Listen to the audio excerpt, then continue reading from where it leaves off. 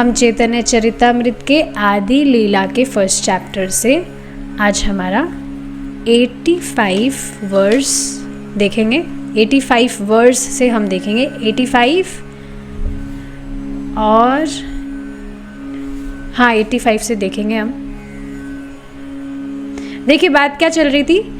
श्रील कृष्णदास कविराज गोस्वामी जी प्रथम जो मंगलाचरण था, सामान्य मंगलाचरण, उसकी विस्तार में व्याख्या करने के बाद में अब जो द्वितीय श्लोक है जिसमें वे विशेष रूप से चैतन्य महाप्रभु और भगवान नित्यानंद प्रभु की को वंदन कर रहे हैं, उनको नमस्कार कर रहे हैं, उसको अब विस्तार में वे व्याख्या कर रहे हैं। तो हमने पहला वर्ष यहाँ पर देख लिया था कि किस तरह से महाप्रभु और नित्यानंद प्रभु साथ में उदित हुए। चंद्रमा और सूर्य से उनकी उपमा दी गई थी और वे बंगाल में इस तरह से प्रकट हुए, उदित हुए। और बड़ी विचित्र बात है, चंद्रमा और सूर्य साथ में प्रकट हुए, जिसकी हमने व्याख्या कर ली थी। तो वे अपना आशीर्वाद देने के लिए और तमो मतलब अंधकार है उसको नष्ट करने के लिए उदित हुए। अब देखिए आगे क्या कहा जा रहा है। Please sing with me. व्रजे ये विहरे पूर्वे कृष्ण बलराम, कोटि सूर्य चंद्र जिनी दोहार निज धाम। बिल्कुल स्पष्ट हिंदी की तरह देखिए। व्रजे ये विहरे पूर्वे कृष्ण बलराम, पूर्व में यानी कि अभी 5000 वर्ष पहले जो कृष्ण बलराम के रूप में व्रज ये विहारे, व्रज में विहार कर रहे थे। कौन कृष्ण बलराम? जिनके कोटि सूर्य चंद्र जिनी दोहार निज धाम, जिनके मतलब जो करोड़ों करोड़ों सूर्य और चंद्रमा है, उनकी भी जिनी, उनको भी जिनी यानी कि जीतने वाली है कौन? भगवान की अंग कांति। निज धाम का अर्थ यहाँ पर एफल्जेंस है, समझ रहे हैं ना? भगवान के देह का, दिव्य देह का जो दिव्य प्रकाश है वह करोड़ों करोड़ों सूर्य और चंद्रमा भी भगवान के प्रकाश, भगवान के तेज के आगे कुछ भी नहीं है। इसी तरह से बताया जाता है भगवान के सामने करोड़ों करोड़ों जो कामदेव है उनसे भी अधिक भगवान सुंदर है, कंदर्प कोटि कमनीय है। तो इसी तरह से यहाँ बताया जा रहा है कि करोड़ों करोड़ों सूर्य और चंद्रमा को भी जीतने वाली है उनकी अंग कांति।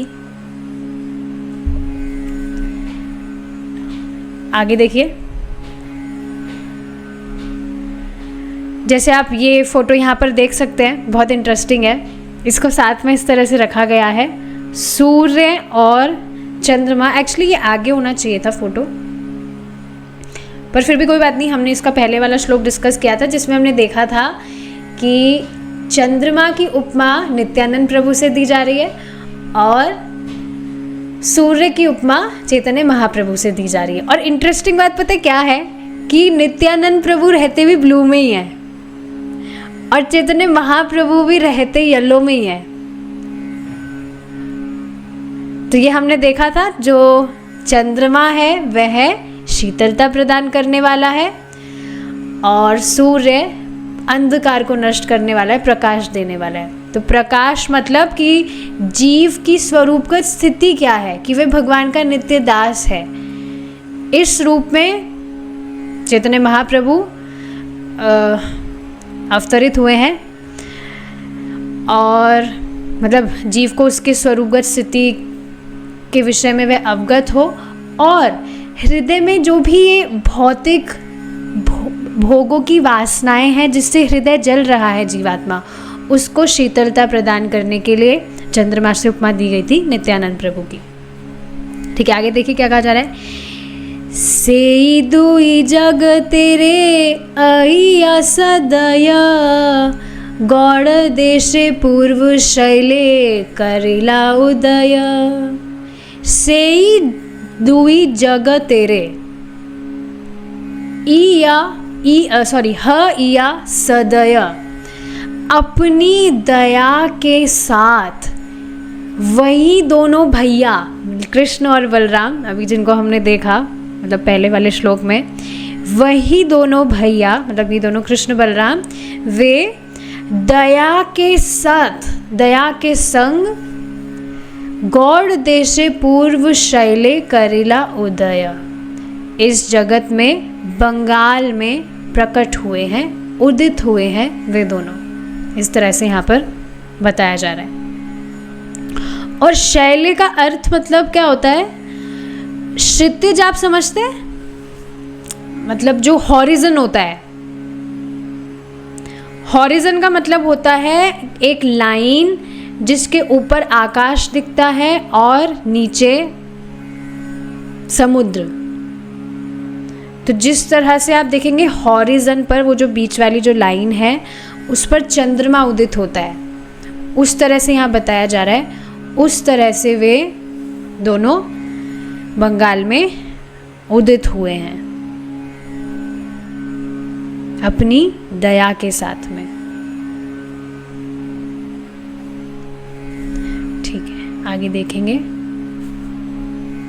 श्री कृष्ण चैतन्य आर प्रभु नित्यानंद, जहार प्रकाशे सर्व जगत आनंद।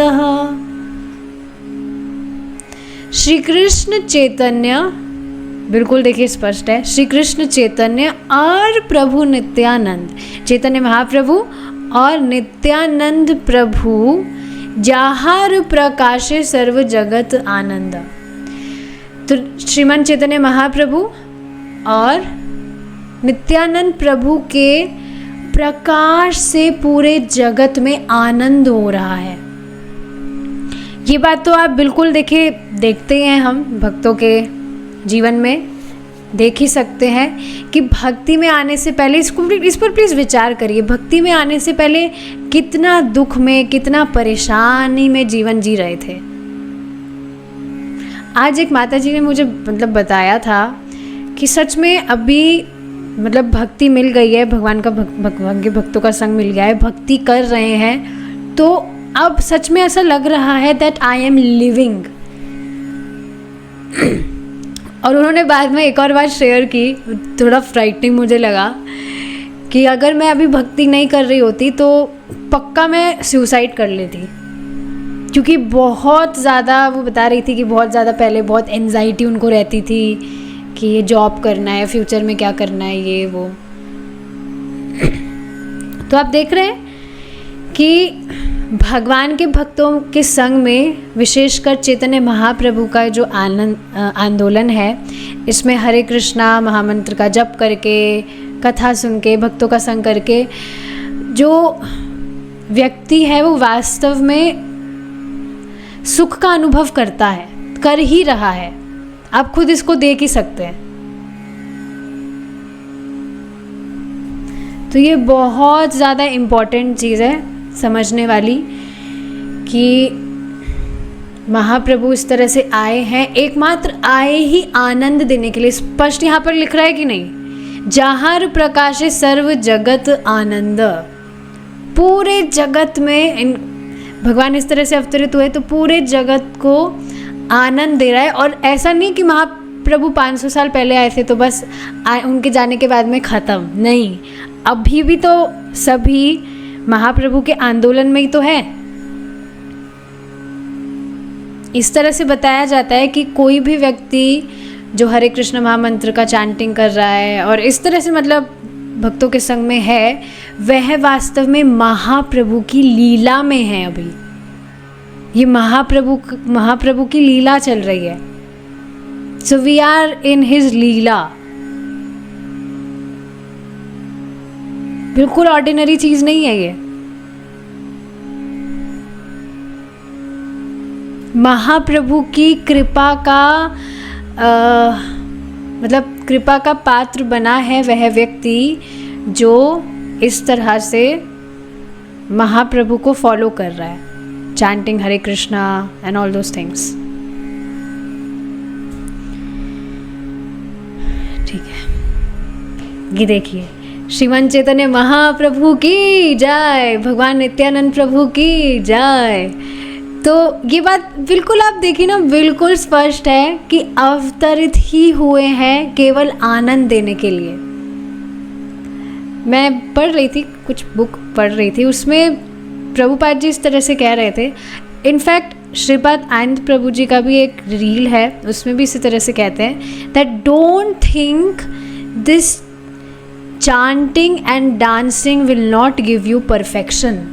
बिल्कुल ऐसा मत सोचिए कि आप ये जो कीर्तन है, कीर्तन चल रहा है, ये नृत्य जो होता है, ये परफेक्शन नहीं देगा, ये ही अल्टीमेट परफेक्शन देगा।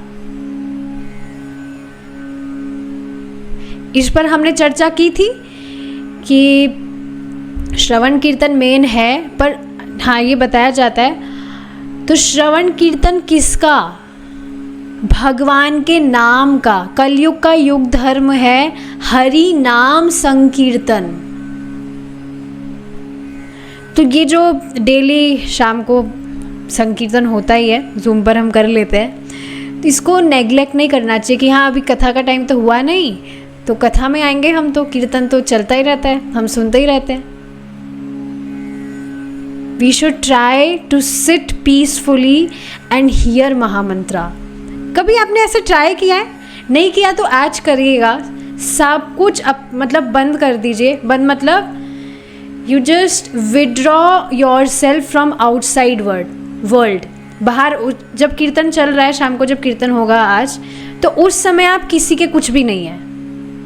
सिट वेरी पीसफुली, बिल्कुल शांति से बैठकर आप महामंत्र सुनने का प्रयास करिए बहुत गंभीरता से, और उसको गाइए भी। प्रभु जी गाते हैं तो आप उसको सुन सकते हैं, फिर बाद में आप दोबारा से गा सकते हैं जब माता जी गाती हैं। इस तरह से आप करिएगा, आपको बहुत अच्छा लगेगा। युग धर्म ही यही है, हरि नाम संकीर्तन। तो इसको नेग्लेक्ट करेंगे तो नहीं चलेगा काम। हम कथा ही इस वजह से सुन रहे हैं ताकि हमारा जो कीर्तन है वो अच्छे से हो। कीर्तन मतलब भगवान का जो नाम है उसको सुनने में हमारा आकर्षण बढ़े, इस वजह से ही तो कथा सुनते हैं हम। क्योंकि जब तक सुनेंगे नहीं तब तक हम क्यों महत्वता देंगे कि हमें भगवान का नाम जप करना है या क्या करना है क्या नहीं करना है। तो बहुत ही इजी सी बात है, भक्ति करना बहुत आसान है, भगवान के पास जाने में कोई कठिनाई नहीं है, केवल अपने हृदय को सरल रखना है बस। भगवान का नाम जप करें, भगवान को प्रणाम करें, उनको अर्पित प्रसाद आप पाइए, कथा उनकी सुनिए, भक्तों से प्रेम पूर्वक व्यवहार करिए, बस इसमें ही आप बड़ी आसानी से भगवान के पास में चले जाएंगे। और कुछ करना ही नहीं है। Cut off the complications. कुछ भी कॉम्प्लिकेटेड नहीं करना है हमें, चीज़ों को कुछ भी कॉम्प्लिकेटेड नहीं बनाना है, बस इतना करना है, सिंपल।